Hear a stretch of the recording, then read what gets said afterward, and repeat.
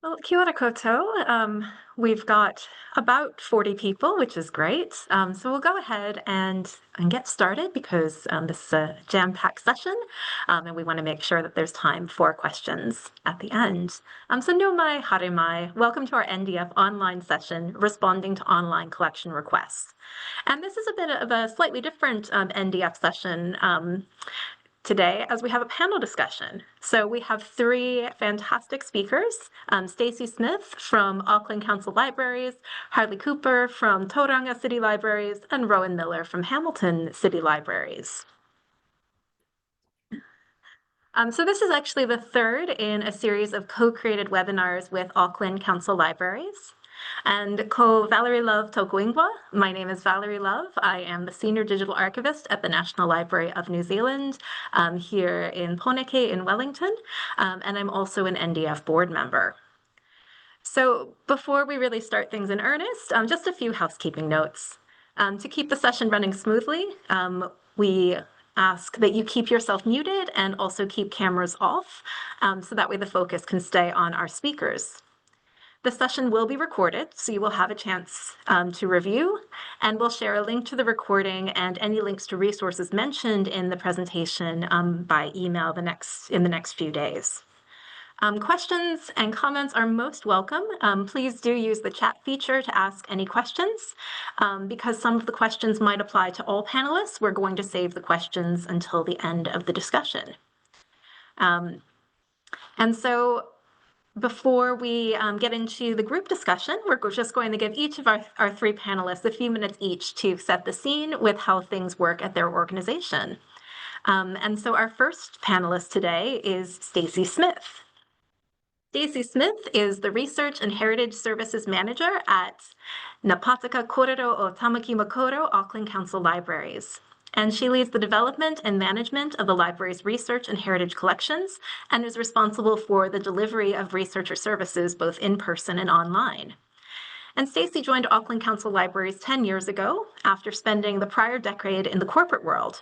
And she describes herself as a true library nerd in very good company here. We love that, with a passion for delivering great experiences for people who use research collections and services. And so with that, I will hand over to our first panelist, Stacey.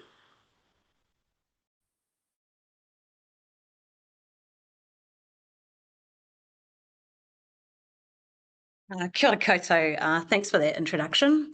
And thanks so much to all of you joining online for what I hope will be a really interesting discussion today. This is definitely something we suggested because we've been talking about it a lot ourselves lately internally. As Val mentioned, I'm from Auckland Council Libraries, and I'm going to take you on a super fast trip through our collection platform, what we put in it, what we don't put in it, and how people talk to us about what they see and whether they like it or not, and how we respond to those questions from them. So first up is our platform.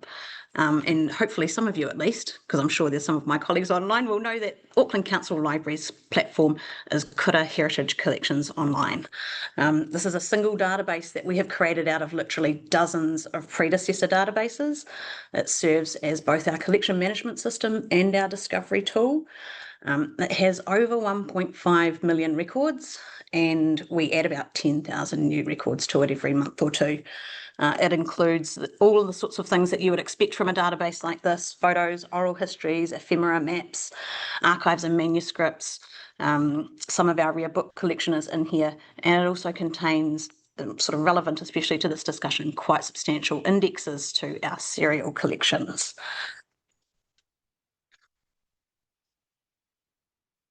So what goes in, what goes up, and what gets suppressed? First off, and probably everyone who speaks today is going to say this, we're a public library. That means access is really important to us, and we want our collections to be as accessible as possible, but we need to balance that out with being responsible about managing the material we hold and managing what people might stumble across when they're using our platforms. A lot of what's in Kura has been migrated from previous databases, and the data migration was really so massive that we cleaned it up, but haven't cleaned it up to the standard that we would expect of ourselves putting new content up on there today. When we add new content in, we prioritise content based on customer demand, on the advice and expertise of our collection experts who are at Auckland, our curators, on the commitments we make at times of commission or donation, and also to our ongoing commitment to representing the diversity of Auckland. We've had a couple of very interesting collections that have come through the digitisation process ready for publication on Kura recently, and they have led to some, going back to being a library nerd, really great internal debate about, you know, where the line is between what we publish and what we don't publish.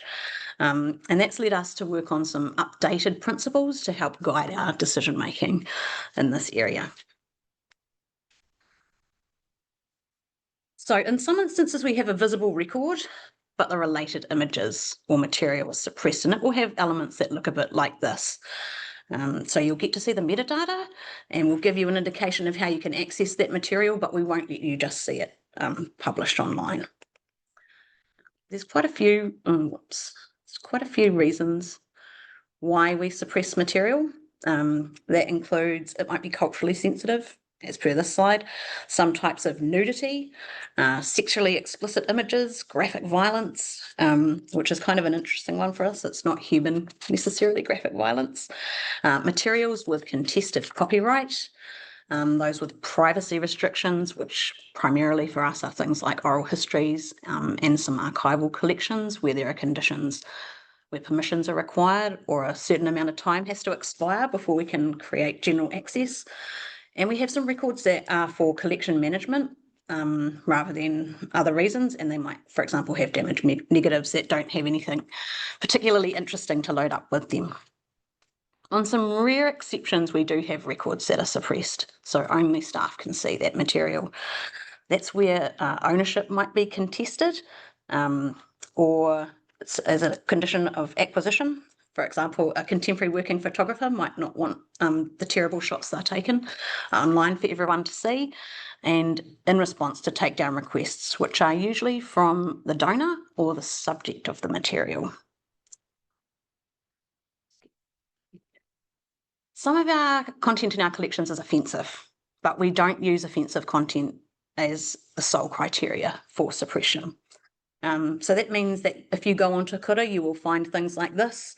You will find things that play on racist or sexist stereotypes. You will find things that don't fit with kind of the way that we view the world today. Where we know that that material exists, we might include a message like this on top of it, just as a bit of a disclaimer.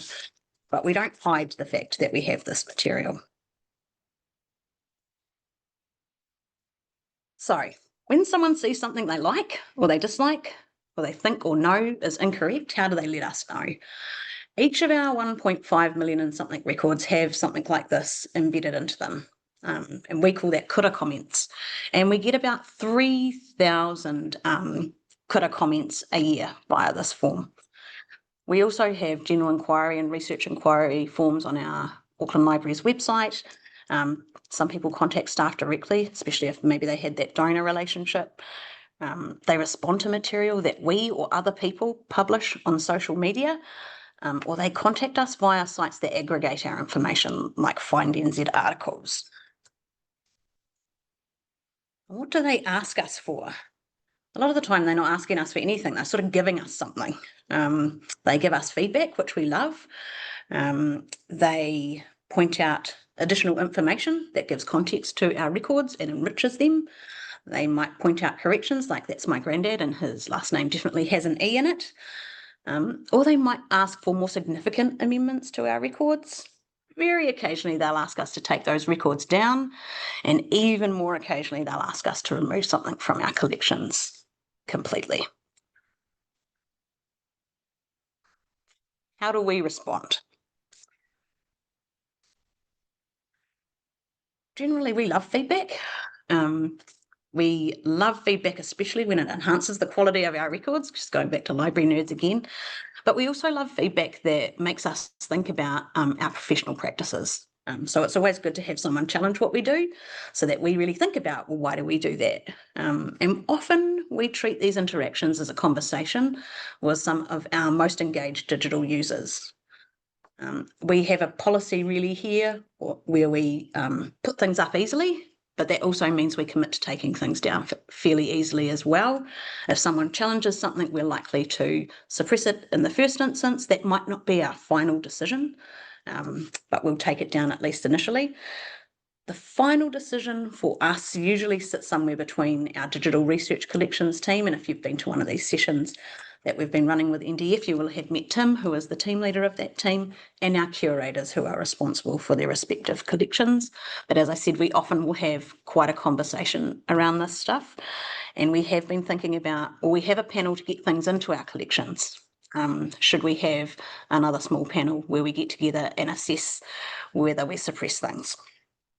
And finally, we really continue to reflect on what we publish and what we suppress, the metadata we use, and how it could or should change. So I will leave it there for now, and I'm really looking forward to what Harley and Rowan are going to say next. Thanks.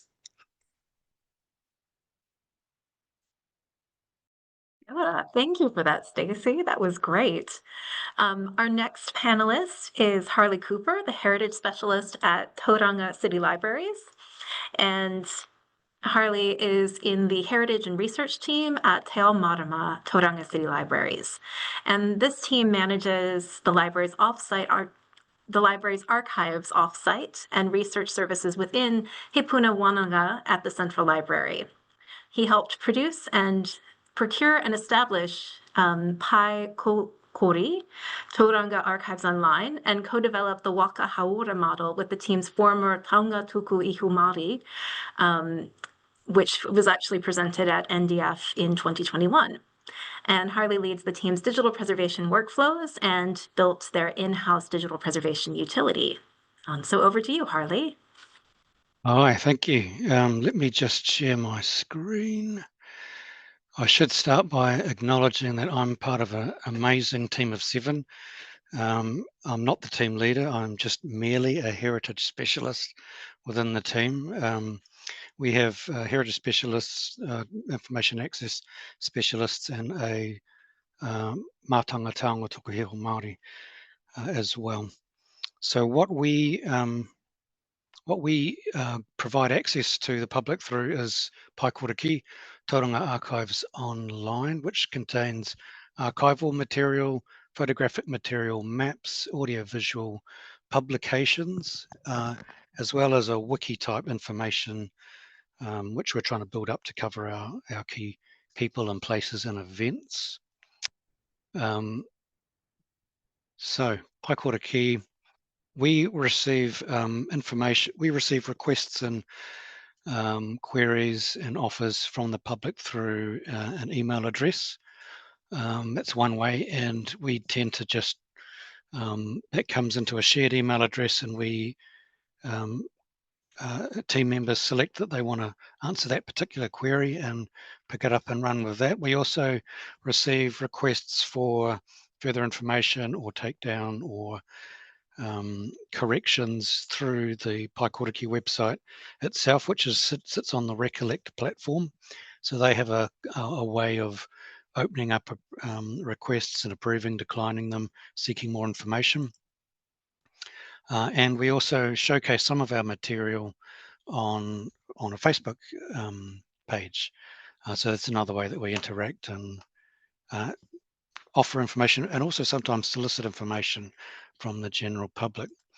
Our voice is, this is some advice that we gave ourselves for Facebook, and the voice is similar for all of our platforms, which is, friendly, good-natured, informative, curious.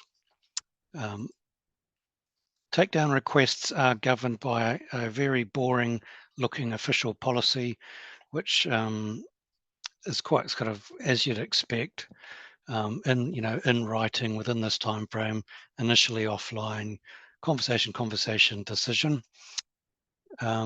We address issues, we will respond to issues like copyright, private information or harm, according to the Digital Communications Harms Act 2015, but those are pretty low bars, and so we set all of this within a larger framework, which we have called the kaitiakitanga framework.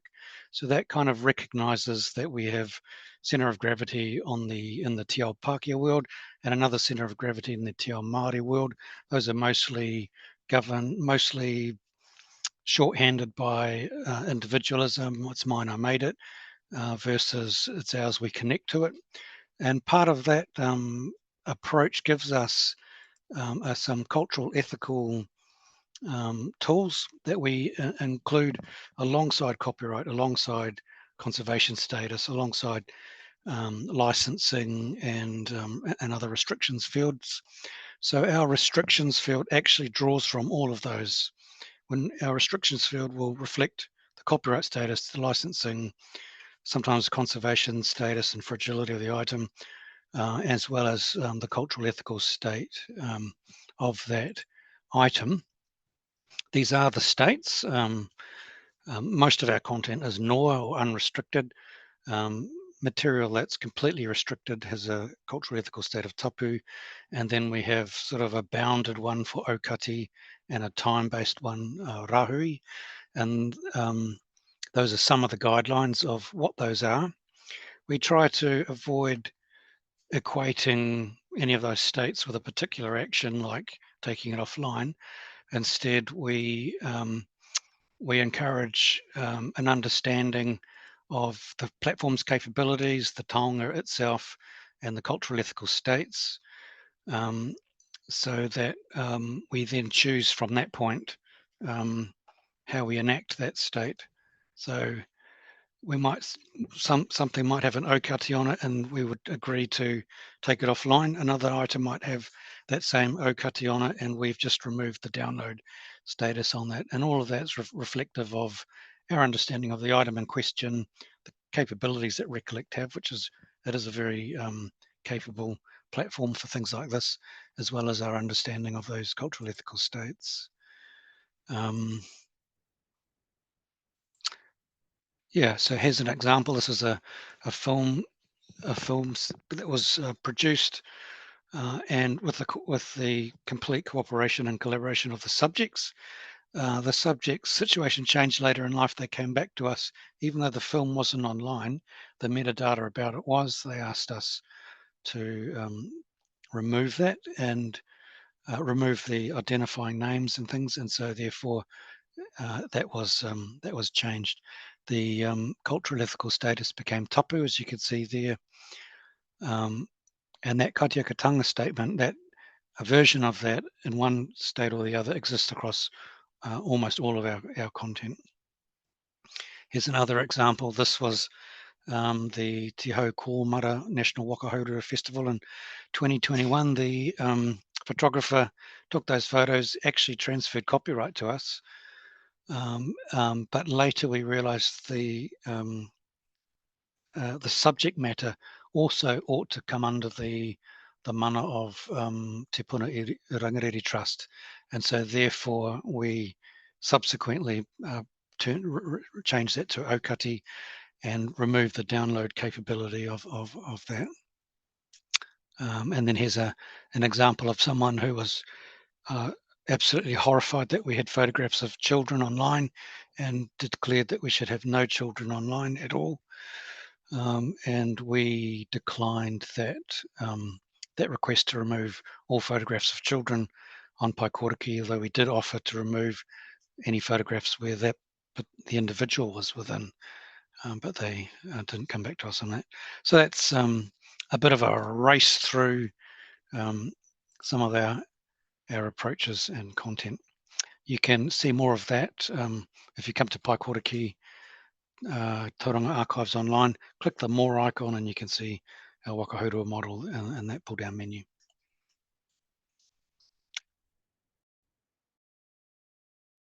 Great, thank you so much, Harley. And then our third speaker is Rowan Miller.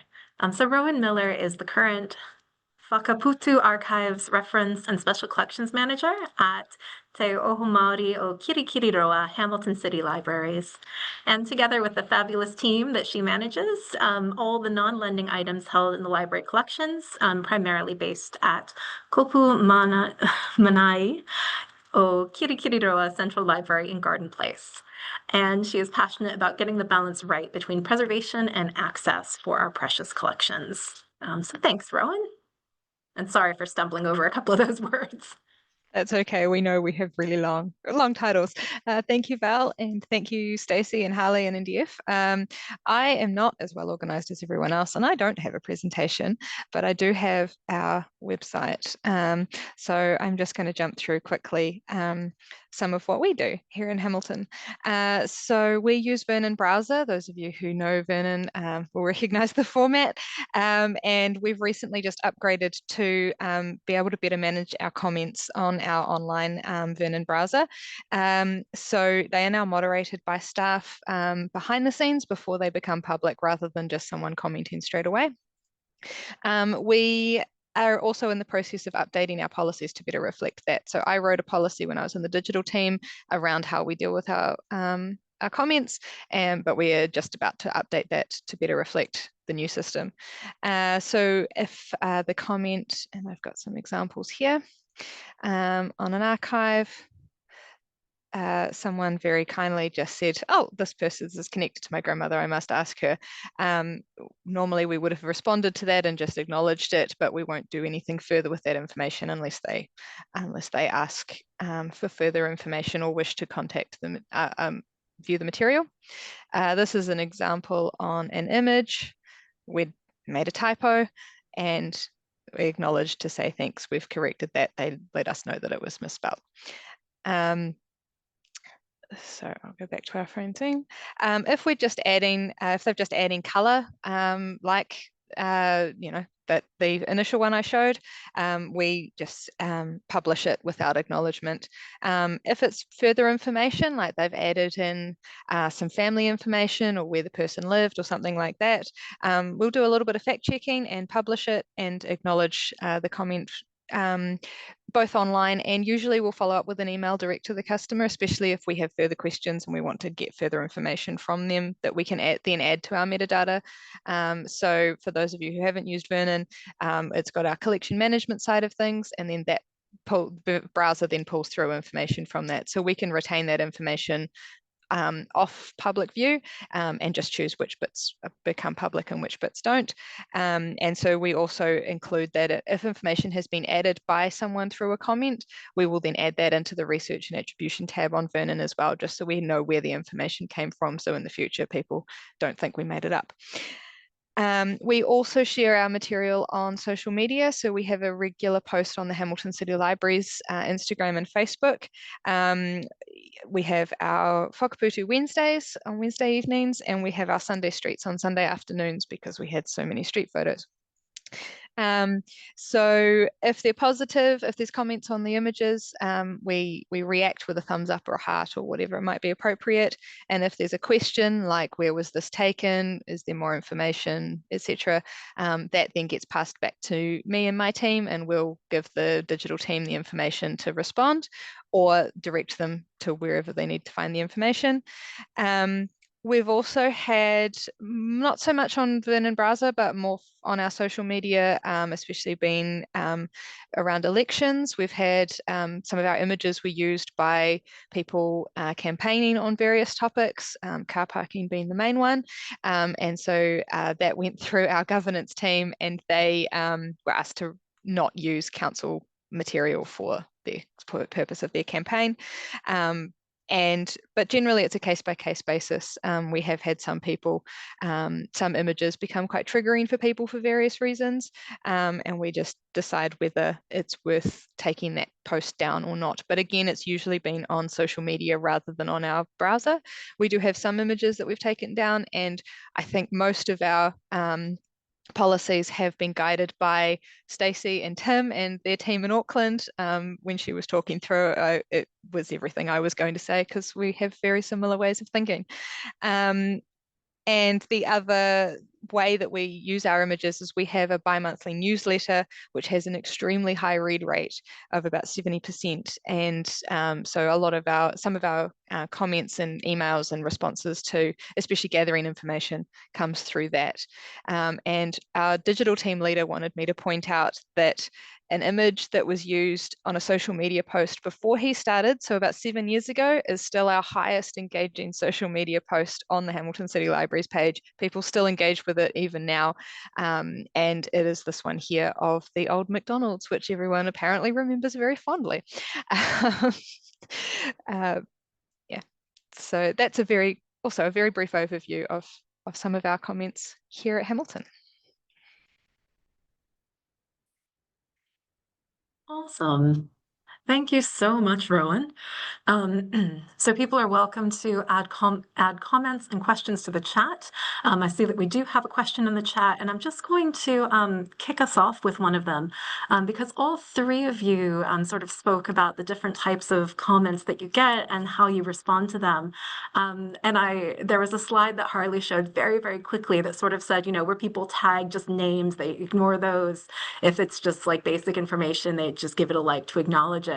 And then which I thought was really sensible, and it sounded like you all sort of had slightly similar processes. But my question is actually for Stacey, and that is, you mentioned the 3,000 Kura comments, and do you respond to all of those, some of those, and how do you decide what gets a response and what doesn't? We respond to most of them. So some of them will be responded to by Tim and his team who manage the platform, and some will get forwarded. The more complex ones get forwarded into Ref Tracker, which is how we answer kind of information inquiries. So if someone's asking for help with something, it'll go that way into that kind of inquiry workflow. If it's giving a bit of a suggestion for edits to content, that it will usually stay with the Kura team and they'll take care of that. Different maybe to both Rowan and Harley, our comments are not visible to our users. They only come as an email thing through to us. So you can't go into a Record Now thing and find someone's comment, which is very lucky. I thought about using today one that came through this week, which was from someone who I guess is about 10 years old and had chosen to make an interesting comment using his school email address. and we weren't going to respond to that at all. But most of the time, like I said, we sort of treat that. A lot of these people are, and I don't know what the percentage is, a lot of people are people who we have common interaction with. So local historians who will find new information that they share with us and say, you know, that street name definition is incorrect and here's some information. So like I said, we sort of treat that like a conversation rather than just a static, they send something through. But it really depends on what the comment is, I would say. Nice, thank you for that. I'm going to jump to our question that's in the chat, and it's from Tegan at the Melbourne Holocaust Museum. So the question is about reviewing policies about how to make testimonies publicly available online, and just asking if any of you have a login or sign-up process to access those collections online, or if things are openly available. Basically, how do you manage that access for things that might be a little bit more sensitive?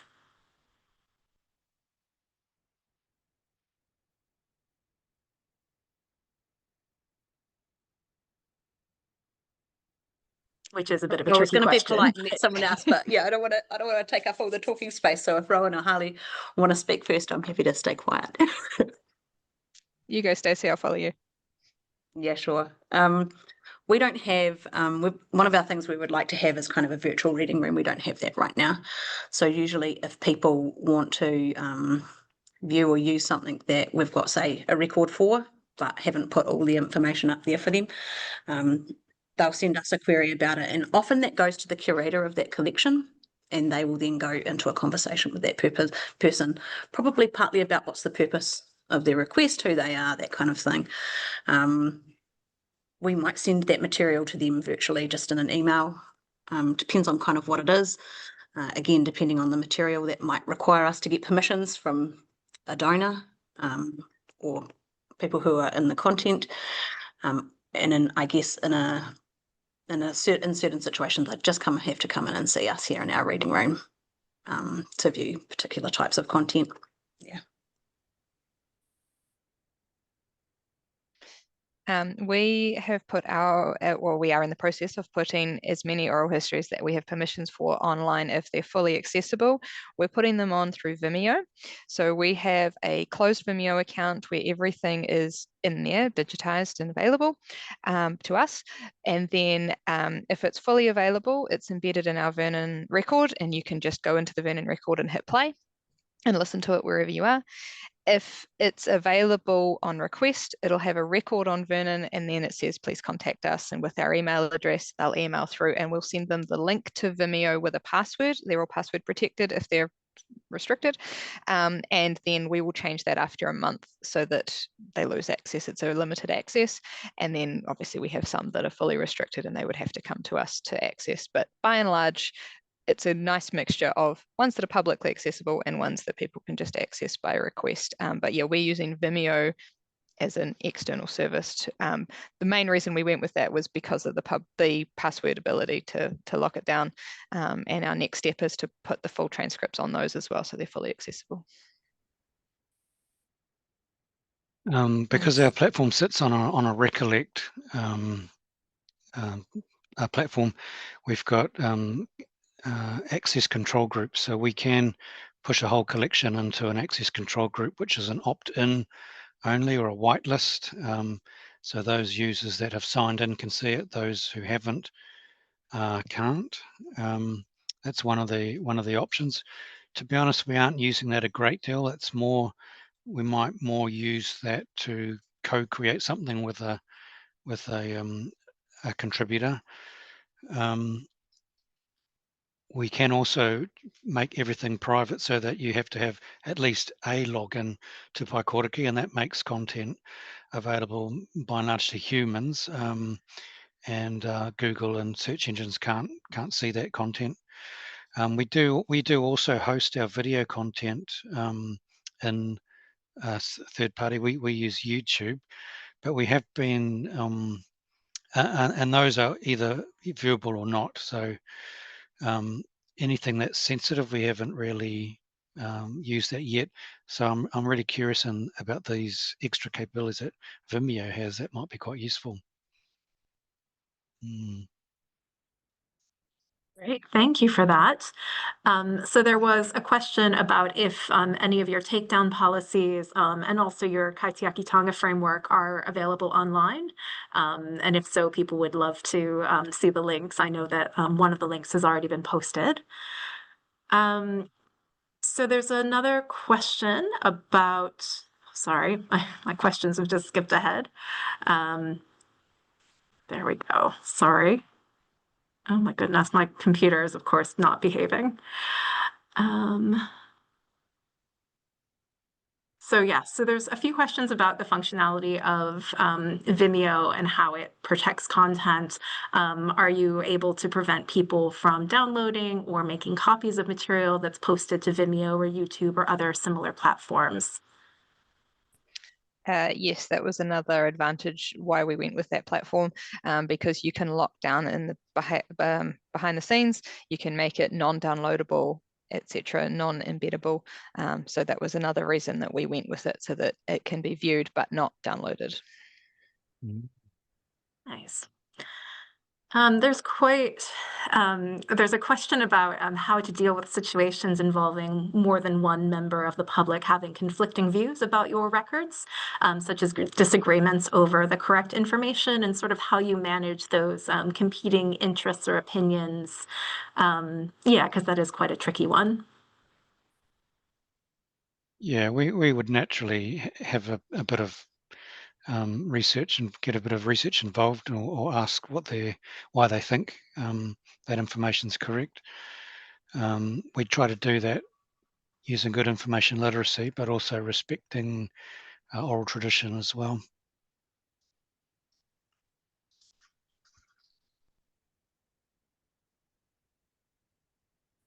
I would say that's largely the same for us, to be fair.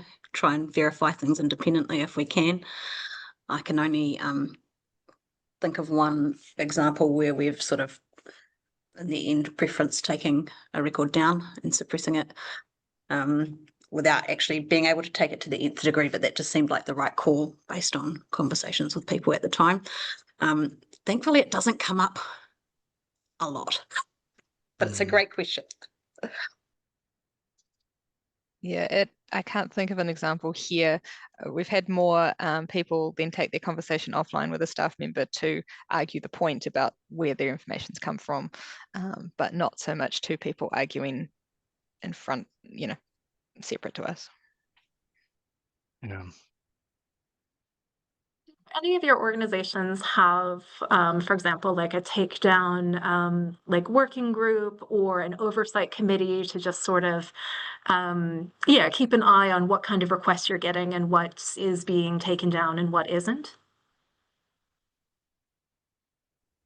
We do not. That sounds like a great idea. Yeah. Sorry, go ahead. I agree. It sounds like a great idea. So one of my colleagues was at IPRES, I think, with a lot of people, and I feel jealousy about that, but had gone to the Photographers Forum where there was actually a session on publishing sensitive information.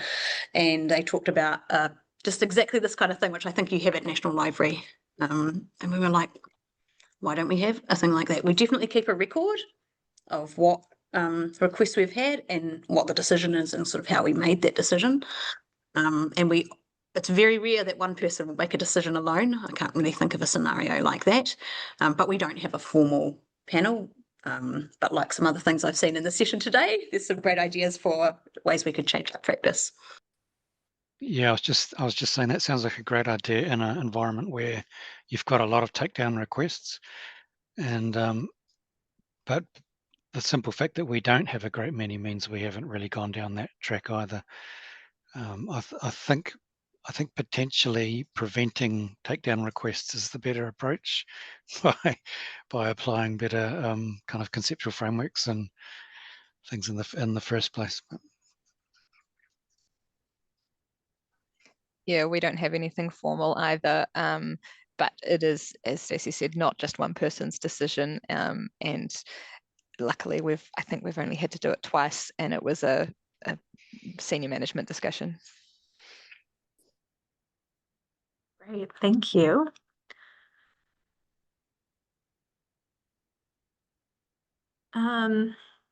If anyone does have further questions, feel free to add them into the chat. I know there's certainly lots of things to consider, and a lot of times the questions come later after you've had a few moments to reflect. But one of the questions that I had while and perhaps a new question has come in. Just a second.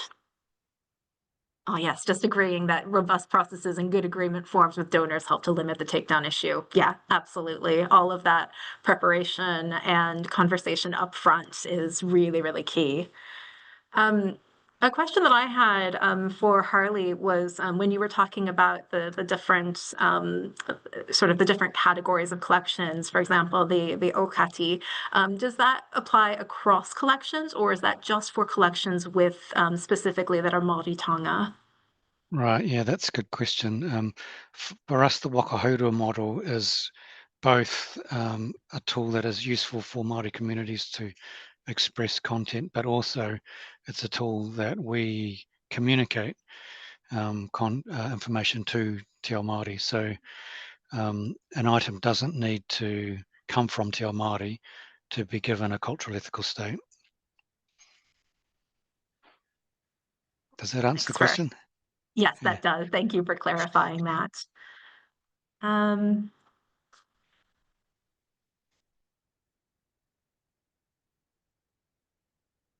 Can I ask a question?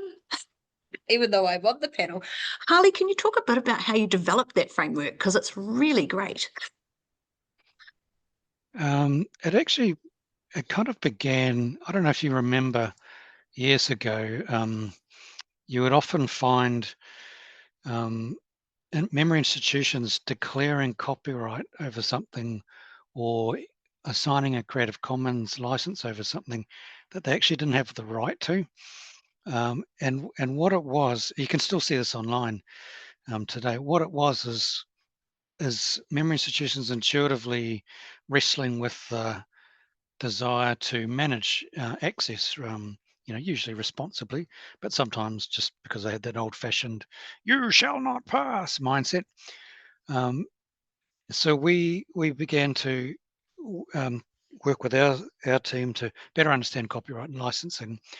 And then we observed that people started to claim kaitiaki then as a reason to control things. And so it was in wrestling with, well, what does that mean with our mātanga, taonga tukuhia Māori, that we realized because we'd taken away copyright and Creative Commons as a tool of control, we were now opening up Te Ao Māori to the risk of being commandeered by usually well-intentioned people.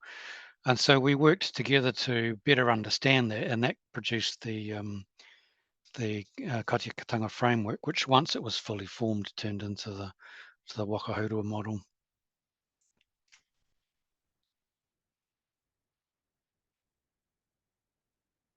Great. Thank you for that, Harley. We have a couple of minutes left if anybody has any burning questions that you haven't put into the chat yet. But also, all three of our panelists have said that if you think of anything afterwards, you are welcome to contact them. And we will be sending a follow-up email with more information and with some of these resources, and also a link to the recording.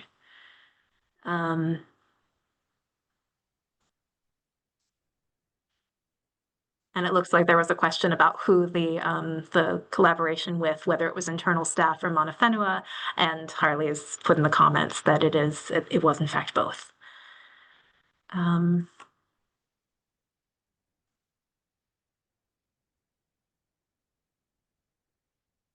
Lovely. So if there are no further questions, we might give everybody a couple of minutes back in their day. But first, please join me in thanking our three panelists today for their kōrero and for sharing their experiences. This is a really great topic in terms of, because we all are trying to do the best we can for researchers and making sure that our access to collections is appropriate and our metadata is as good as it can be. So this is a really great kōrero. And as I said, we'll be sending out the email with recording and links probably early next week. But yeah, thank you all again for such a great session. Thank you for taking time, and thank you again to Rowan, Stacey, and Harley for sharing your insights and knowledge with us.